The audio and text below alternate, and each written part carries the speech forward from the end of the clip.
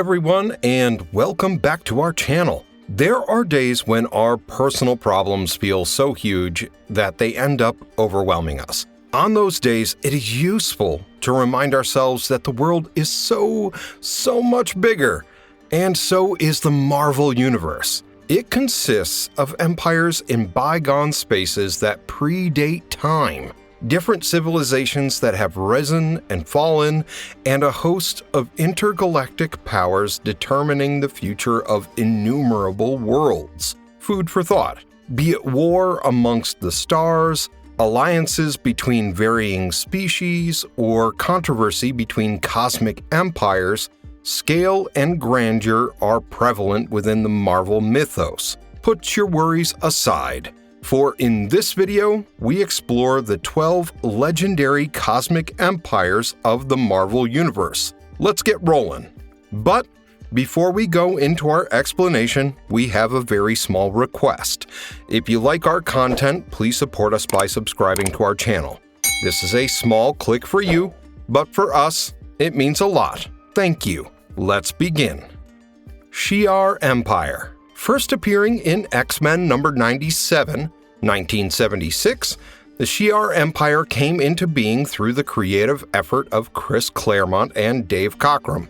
Based on the throne world of Chandelure, this immensely powerful and sprawling galactic civilization is the home to many avian humanoid species, technologically advanced and yet militaristic in culture with very high bureaucratic systems and strict hierarchical structure. The Shi'ar political setup is defined by Majestor or Majestrix as the supreme ruler supported by great imperial administration and elite military forces. The Shi'ar Empire has, by conquest and assimilation of other civilizations, grown to be a formidable force in intergalactic politics.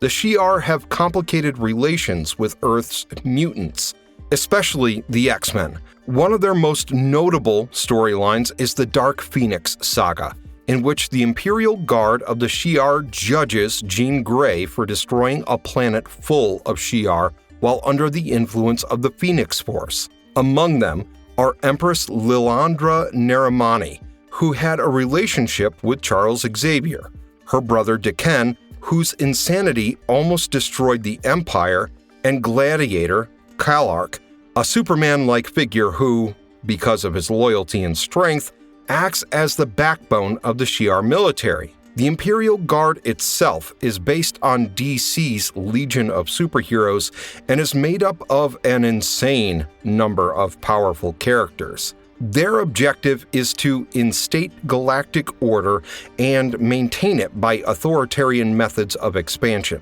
They have fought against the Cre, Skrulls, and other cosmic entities too, and even went to war to secure or occupy such a cosmic power as the Phoenix Force. The Shi'ar specializes in hybridization studies and is interested in Earth's mutant population for this reason. The Shi'ar have yet to be introduced into the live-action MCU.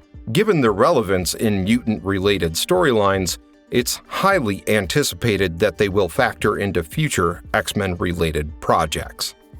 Skrull Empire. The Skrulls, a race from Skrullos, first appeared in Fantastic Four number 2, 1962 by Stan Lee and Jack Kirby. Originally green-skinned aliens that were peaceful traders, they now recklessly seek war against those that have spied upon and conquered them. It was the Kree, with regret, that nudged the Skrulls down this path, becoming the very fulcrum upon which militaristic and chaotic elements began creeping into Skrull society. The Empire of Skrulls extends to multitudes of star systems, being known for the grandest arrangements of infiltration and mimicry. By far the most famous storyline surrounding the Skrulls, Secret Invasion tells of how the Skrulls infiltrated the highest institutions on Earth under the guise of the Earth's mightiest heroes. Another major storyline involving the Skrulls is called the Kree-Skrull War,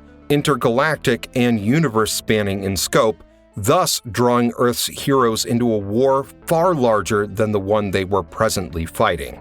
Notable Skrulls include Emperor Dorek VII, the Emperor during the Kree Skrull War, Queen Varenki, the Zealot behind Secret Invasion, and Talos, who appears favorably sympathetic in the MCU, portrayed by Ben Mendelsohn. Another iconic Skrull who would be Super Skrull, Kl'rt, who has the combined powers of the Fantastic Four. Ultimately, they seek galactic domination through underground subversion, military might, and zealotry.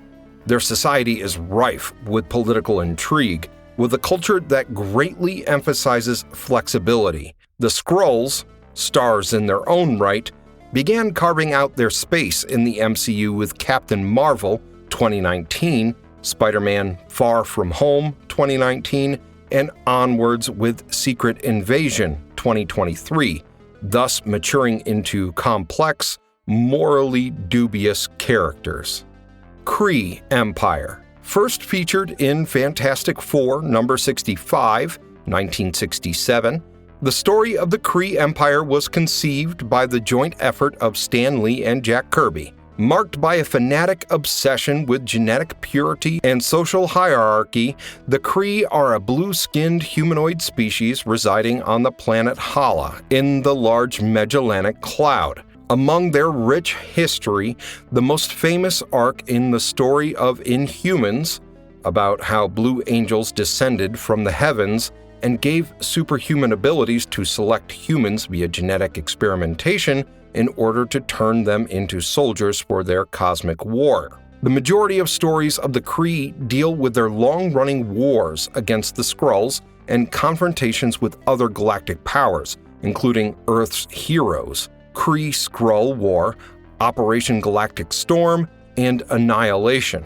Their ruling intelligence, the Supreme Intelligence, is a collective artificial intelligence composed of the minds of the greatest Kree. Some of the more prominent Kree are Mar-Vell, the original Captain Marvel, Ronan the Accuser, an extreme military officer, and Hala the Accuser. Their ultimate goal is universal conquest and genetic perfection, thus perpetually embroiling themselves in conflict and much internal strife. Kree are time travel practitioners and also have a long-standing rivalry with the Shi Empire. Notably, the Kree have appeared in the Marvel Cinematic Universe in Guardians of the Galaxy 2014, The Agents of S.H.I.E.L.D., and Captain Marvel 2019, with more prominent depictions on screen being Ronan and the Supreme Intelligence. Spartoy Empire, first introduced in Inhumans, Volume 3, Number 2, and expanded upon in the Guardians of the Galaxy comics, the Spartoy Empire, also called Spartax Empire, refers to humanoid-like aliens ruling the Spartax system somewhere in the Great Magellanic Cloud. They are great shapers of intergalactic politics and heavily influence cosmic affairs. The most notable is Emperor Jason of Spartax, father of Peter Quill, aka Star-Lord. Unlike the other empires defined by military aggression, the Spartoy managed to cast themselves as a heavyweight diplomatic entity, frequently summoning councils and treaties in matters such as the Galactic Council. To a greater degree, under writer Brian Michael Bendis, the Spartoy's political milieu encompassed Earth's heroes. Jason was depicted as an ambiguously benevolent ruler who had ambitions opposing those of his son. Figureheads among the Empire included Jason, Peter Quill as a not-so-willing heir, and the High Council of the Spartax. The very raison d'être of the Empire is to maintain its status as a leading player in galactic governance, often manipulating, negotiating, or otherwise power-playing their way to ends. The Spartoy originate from the same genetic stock as humans, hence the hybrid nature of Peter Quill. Although following the comics, the Spartoy have received no explicit showcase in the MCU. Adaptations have been made of Peter Quill's lineage, having Ego, the living planet, as his father in Guardians of the Galaxy Volume 2, 2017, which merged Spartoy elements with cosmic mythos. Badon. Since its introduction in Marvel Superheroes number 18, October 1968, the Badon have been ruling reptiles given to the practices of ruthless conquerors. They were born into two subspecies, the male and female Badons. The males live on one planet, and the female species live on their own planet with societies very divergent from each other. Males are usually said to be aggressive and warlike, whereas females have a much more harmonious and advanced society that keeps the males away. It adds a refreshing spin to the already complex setup of this empire within Marvel lore. The Badon were mostly operant in the Guardians of the Galaxy comics, mainly in timelines such as the far-off future of Earth 691. They have made several attempts to conquer Earth and are, ironically, the most infamous for enslaving whole populations along with cataclysmic war campaigns and an utter disregard for life. Their technological advancement is rather for show, meant to emphasize domination through sheer overwhelming force and clever manipulation. While they provide a significant backdrop for the story in the comics, there is little mention of them in comparison to larger-scale cosmic factions such as Kree or Skrull, which are much better known. Among the most distinguished figures in their history are Brother Royal, the titular king who governs almost all aspects of the Empire's ruthless ambitions, and the Monster of Badon, a recurring brutish antagonist in this case. The Badon aim all their consciousness toward universal domination via conquest and terror, their campaigns having decimated entire civilizations that still ring through in Marvel's galactic tale. One of Marvel's early cosmic threats was the Badon, originally meant to appear in the MCU's Guardians of the Galaxy. However, due to issues over rights, they were replaced by the Sakarans, thus leaving the Badon in obscurity in contrast to larger-known alien races, although they have a considerable legacy and story potential. Intergalactic Empire of Wakanda. The Intergalactic Empire of Wakanda was introduced into the cosmic canvas of Marvel through Black Panther Volume 7, Number 1, 2018. This scenario of Wakanda was penned by Ta-Nehisi Coates. Alpha Flight explorers under the Emperor T'Challa were directed to seek out the root of Mena Nagai. During their exploration in the Vega system, the course of their travels took them through a temporal anomaly into the past, where they built an empire which was named after their homeland. This empire was built over the next 2,000 years and came to span 5 galaxies, beginning with the Benhazen system and expanding into the T'Chaka's Reach, which was taken from the Rigelians by force. This empire redefines the very nature of Wakandan power. Colonizers and settlers in space, but also liberators. Such a narrative delves into the very complex worlds of identity, diaspora, and resistance. For instance, the Nameless, stripped of his memories, becomes a slave-turned-rebel with the potential to lead a revolution to reclaim his legacy and restore justice. In this way, the Empire's narrative integrates ideas of power, ancestry, and cultural continuity. Notables are Emperor N'Jadaka, the version here of Killmonger, as a charismatic yet tyrannical ruler of the Maroons, a guerrilla movement of freedom fighters bent on unmaking imperialism by the oppressive regime. The notion of the Empire is to impose Wakandan dominance throughout the galaxy, which usually causes internal turmoil and moral ambiguity, but it does occupy multiple star systems and imposes order as such, with vibranium weapons and fervor. The Intergalactic Empire retains many elements of Earth-based Wakanda, such as advanced vibranium tech, spiritual traditions, and royal rituals. Although not yet explored in depth in the MCU, the Empire storyline is ripe for future Black Panther films or Disney Plus series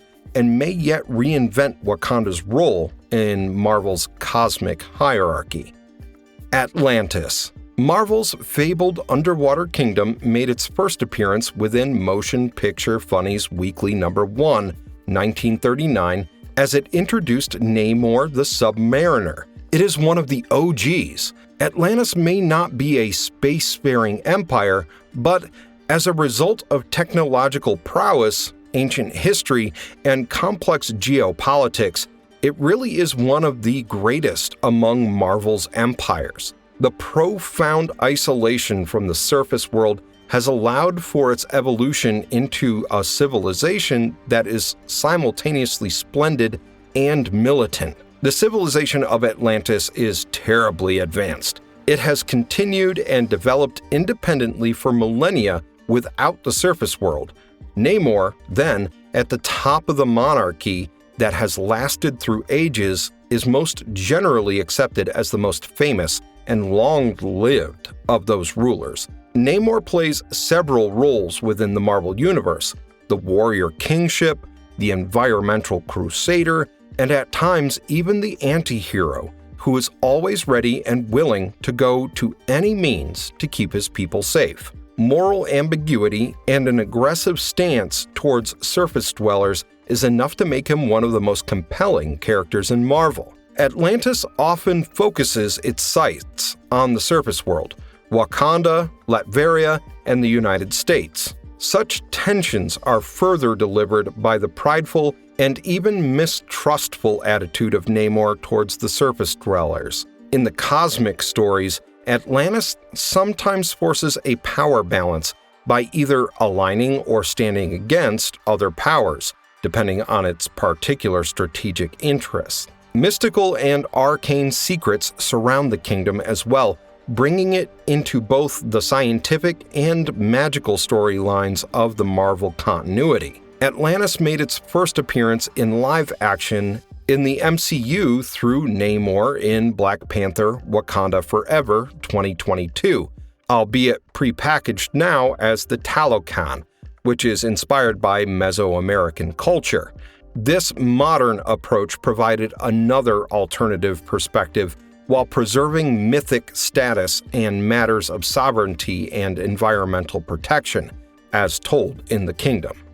Universal Church of Truth. The Universal Church of Truth is an enormous religious theocracy dedicated to the worship of Adam Magus, the dark, twisted version of Adam Warlock. It is exactly as it sounds. The Universal Church of Truth goes around with its religious vision and converts those who happily accept their narrative. Those who don't are subjugated and purified, except this mission of purity is carried out on an intergalactic scale, converting or destroying entire civilizations on the way to what they refer to as spiritual conquest. The case of fact, inspiring fiction is really strong with this one. Ideological fanaticism mixes with awe-inspiring technology, placing the Church high among the most formidable cosmic factions anywhere in the universe. It goes beyond pure military might, marrying indoctrination with bioengineering. In fact, they breach the environments of their victims from within, undermining resistance before going in for an invasion in a manner that is almost diabolical. Key characters of this church include the Matriarch, a devious high priestess thirsty for power, and Adam Magus, whose twisted vision of salvation fuels the crusade of the church. Their unwavering zeal for their strange faith turns all their missions into holy wars. The church has experimented several times to create design-perfect Messiah figures by playing with Adam Warlock, and almost always to dire consequences. With the recently introduced Adam Warlock in the MCU via Guardians of the Galaxy Volume 3, 2023, they could make a solid case for an adaptation in future stories exploring themes of faith, identity, and corruption. Whew, chills, anyone? Empire. Kree-Skrull Alliance. Initially formed as part of the Empire event 2020, this alliance between the Kree and the Skrull has shaken the foundations of cosmic politics like nothing ever before. The newborn empire lies under the rule of Emperor Hulkling, son of Cre and Skrull, and uses strength to keep peace. Long has it been prophesied that Hulkling, also known as Dorek the Eighth, would be the one to unify the two warring peoples, and he has surprisingly proven himself an effective and benevolent ruler. Its formation was forced by the threats posed by the Kotati, revenge-seeking telepathic plant-like beings. This is the significant evolution of two races that have historically engaged in endless warfare. Now the empire concerned with unification and mutual prosperity uses existing constructs to hold together this very thin balance between the military tradition of the Kree and the cunning diplomacy of the Skrull. Dorek VIII, along with his partner, Wiccan, leads the empire, which thus marks a very powerful and important union. Together, they hope to stabilize the galaxy through a strategy of unity, diplomacy, and deterrence. The Empire is clearly moving in the direction of an astonishingly bold new direction for cosmic governance with respect to rapid developments in new technology and the diplomatic frameworks, as evident in this. The combined empire has yet to appear in the MCU, but in all likelihood will be touched upon in future cosmic stories such as the Marvels or future Secret Invasion arcs. Nova Empire. The Nova Empire evolved from the Nova Corps on Xandar and thus is equivalent to an intergalactic police force in Marvel. First appearing in Nova number 1, 1976, the Corps has taken on a serious role in enforcing cosmic order and administering justice throughout the far galaxies. The capital of the Empire, Xandar, is a touchstone in law, order, and peace. The Nova Corps operates along military lines, employing the Nova Force, which has near-limitless energy imparting superhuman strength, speed, flight, and resistance. The Corps has been at the forefront of all major battles, such as during the Annihilation event, when they suffered tremendous losses. Despite such numerous setbacks, the Nova Corps plays a key role in bringing tranquility to the galaxy. Many more legends and interpreters have left their evidence regarding their strength. Some really popular members are Richard Rider, most famous Nova, Sam Alexander, an Earth-born young Nova, and Roman Day, a high-ranking officer known in the MCU. A sentient AI called WorldMind manages the Nova Force and holds the collective intelligence of the Xandarian population. The complete AI becomes a tactical advisor and mentor for Novas while on ground. If there is an emergency, the AI takes control of a Nova, thus providing a large-scale coordination for action. The Nova Corps appeared in Guardians of the Galaxy 2014, and a solo Nova project is reportedly underway, which may introduce Richard Rider or Sam Alexander to the MCU.